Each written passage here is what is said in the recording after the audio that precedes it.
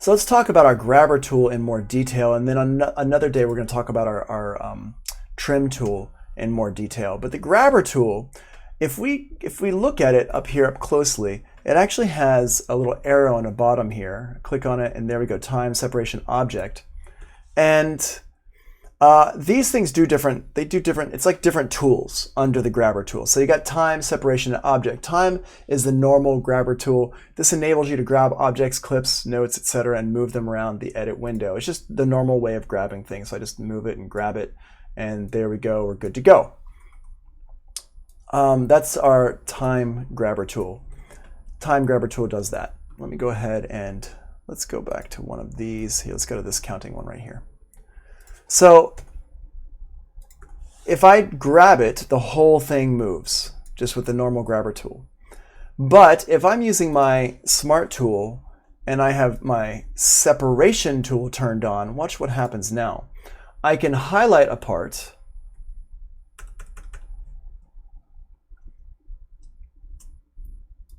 highlight this part right here, and now when I grab to move it, it moves it out like that. Like that. Boom. Boom. Like that. So you can see how easy that is to work with there. And this is like how Logic and, well, Logic, if you turn on some preferences, you can get it to work like this. And Ableton Live works like this as well. So if you're used to using Ableton Live, for example, it already kind of works like this. This is how I use it. I use my smart tool turned on, and then I use my separation tool here, and that's how I like to work.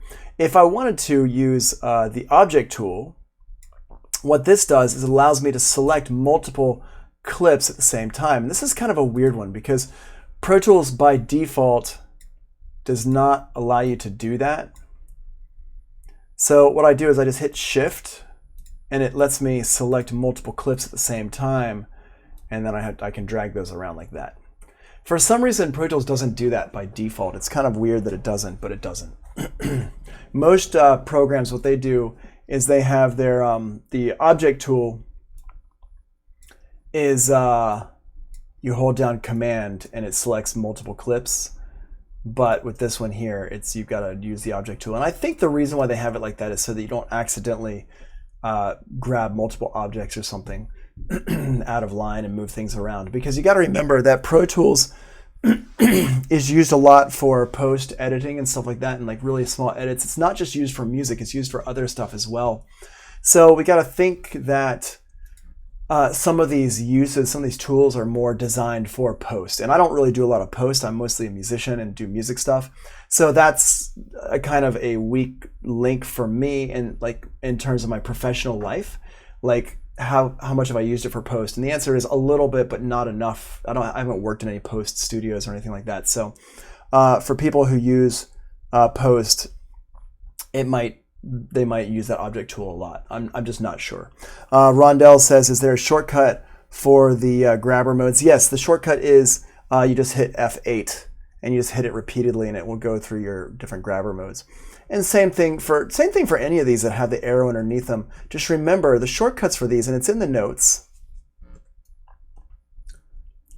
The shortcuts for these are F6, F7, and F8, and then F5 is the shortcut for the zoom tool, and that's also in the notes as well at some point.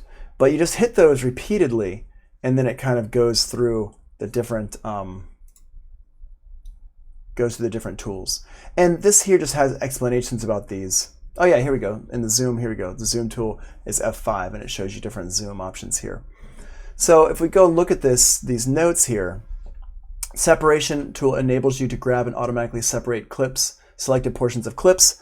The object tool allows you to grab non-contiguous clips. So separation tool is like this. If I highlight a section out of a longer clip and I use the separation tool, I just grab it and it just moves it out. If I hold Option, it'll drag it out. If I don't hold Option, it'll just move it out. Use the separation tool with the smart tool. It's what I would recommend doing, and using it like that all the time. And if you select a portion but then realize you don't want the entire clip, use the grabber on a different part of the clip or double click with the selector tool. So for example, if I have like this one here and I highlighted it with my smart tool and I was going to use my separation tool and drag it out, but I realized at some point I don't want to do that. I actually want to grab the whole thing. Well, what I can do is I can just move over here and double click and it will select the whole clip, or I can just go over here with my grabber tool. If I see, look at this. If I'm inside of the selected area, it's got that little scissors on it. But if I'm outside of the selected area, it's the normal grabber tool. See, check this out, like that. See that normal grabber tool and then separation tool. Okay, so I can just grab it and move the whole thing, or I could grab this one part like that.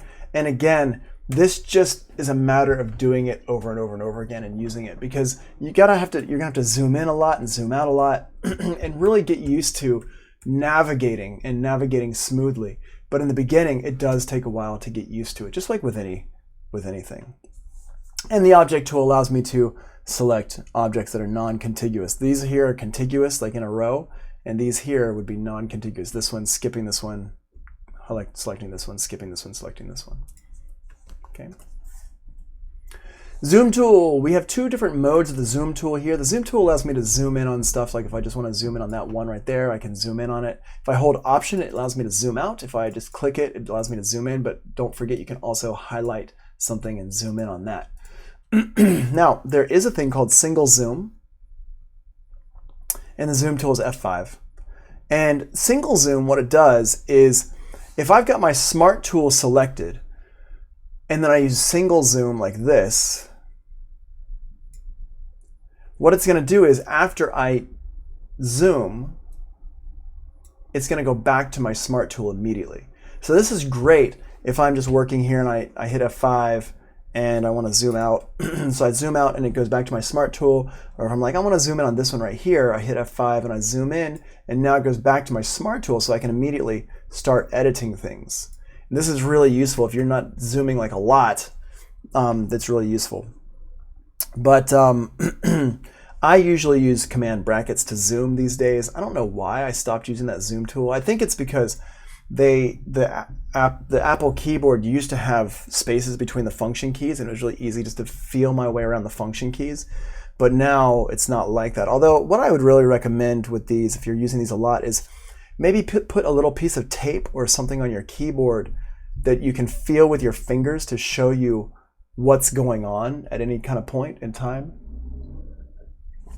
Because that will, like, if you can move your hand by touch on your keyboard, you don't have to keep looking at your keyboard. And this is one reason why I'm not a huge fan of the touch bar on the Mac, because the touch bar, you have to be looking at the touch bar. So it's great if you don't navigate by touch, but when I'm moving fast with any kind of DAW or something like that, I'm not really looking at my keyboard. I'm kind of moving by hand, my feel, and not really looking at my keyboard too much. So it's much easier if you have it set like that. Great, and I think that's the end of, and this just kind of talks about the option key, option drag, option click, option change the routing, option insert plugins. So if you option drag, it makes a copy of something. So if I go over here and like I've got my separation tool turned on, I hold down option, I drag it over, there we go. And this is the Alt key on the Windows.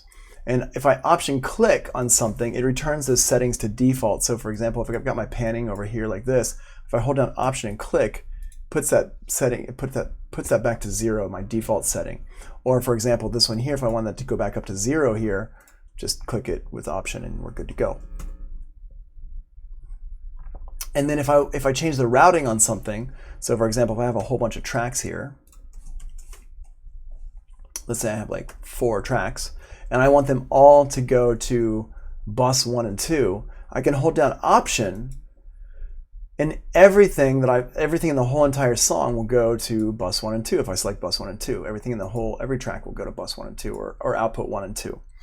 If you want to just highlight a selection of them and then just send the routing just for the ones you've got selected, like these last 3 over here, I can just hold down option and shift, and now just those 3 that I've selected will go to bus 1 and 2.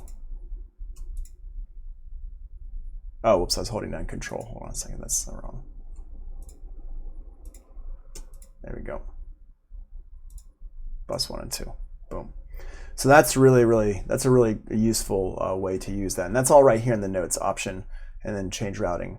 And then if you want to insert the same plugin across all your tracks, I can hold down Option here and go to put the plugin in here like this, and it will put across all the tracks. The only thing about this is it only works for all the mono tracks or all the stereo tracks, but not all of them both.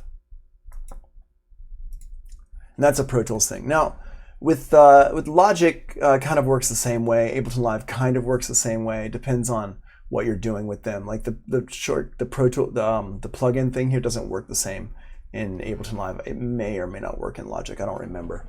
But in Pro Tools, it does it like this. And so the Option key is actually a really important key on your keyboard, or Alt on the Windows.